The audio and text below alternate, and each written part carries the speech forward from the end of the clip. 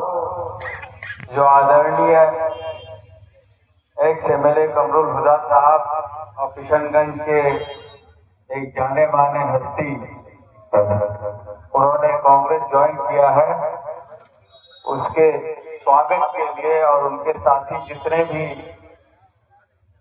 उनके साथी हैं, चाहे किसी भी पार्टी के कब तक थे, आज कांग्रेस में शामिल हुए, उन सब का भी हम इस्तकबाल करते हैं।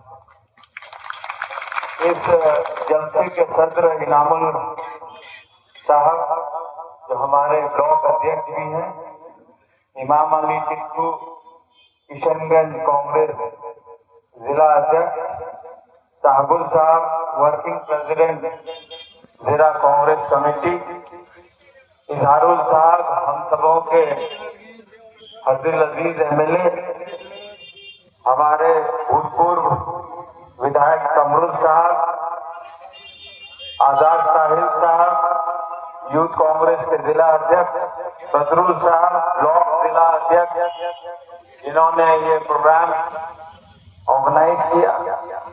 मौजूद हमारे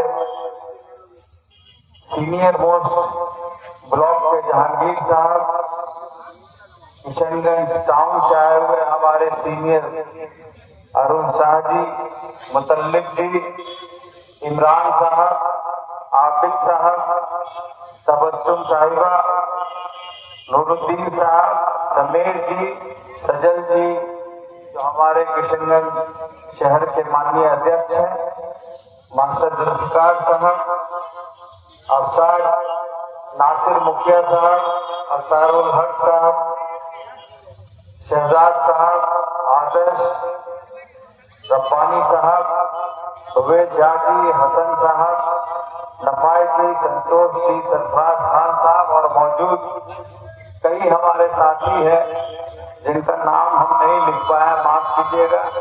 आप लोग का नाम लेते लेते मौन पूरा हो गया। हमारे इनामुल किबला साहब और जहांगीर साहब इस मसले के सबसे सीनियर विधायक जो कांग्रेस में शामिल हुए, उन्होंने अपना जो फीलिंग है वो जाहिर किया।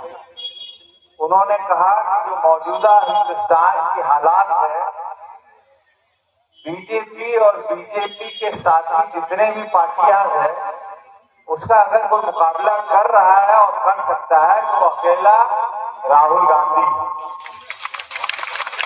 अकेला कांग्रेस है और उसके माननीय अध्यक्ष खड़गे जी हैं जो हिंदुस्तान के लोगों को राहत दिला सकते हैं।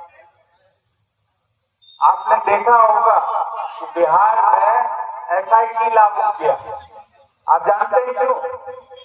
क्योंकि आपकी वोट चोरी कैसे हो सके उसके लिए शुरुआत हुई। और आपके जान के ताजुब होगा कि सबसे ज्यादा अगर कहीं ज्यादा वोट चोरी हुआ है तो आपके किशनगंज विधानसभा में लगभग 50,000 वोट। और इसीलिए राहुल गांधी जी ने ये तय किया कि 2 हफ्ते तक वो फिर यात्रा करेंगे लोगों को जागरूक करने के लिए। जब से ये ऐसा घोषणा हुआ, हम लोगों ने अपने फेसबुक के जरिए भी और अलग अलग जगह जाके भी आप लोगों से अपील की। आपके पुठिया चौक में भी हमने एक छोटा सा एक नुक्कड़ सभा किया जिसमें आपके वीडियो भी थे, सीओ भी थे, हमारे माननीय अध्यक्ष इनामुल साहब भी थे। वहां से भी हमने अपील किया और हमने अपील किया और अभी भी अपील करता हूं, जो कल तक आधार कार्ड शामिल नहीं किया गया था उसको शामिल कर लिया गया। और ये कांग्रेस का और खास करके राहुल गांधी का देन है कि मजबूरी में उनको आधार कार्ड लेना पड़ा, क्योंकि आवाज के पत्र तो बन नहीं रहा था। बहुत लोग कोशिश किए, सरकार ने डर के मारे बंद करा दिया। आप जानते हैं ये जो मौजूदा पार्लियामेंट और मौजूदा सरकार है, ये वोट चोर की सरकार है।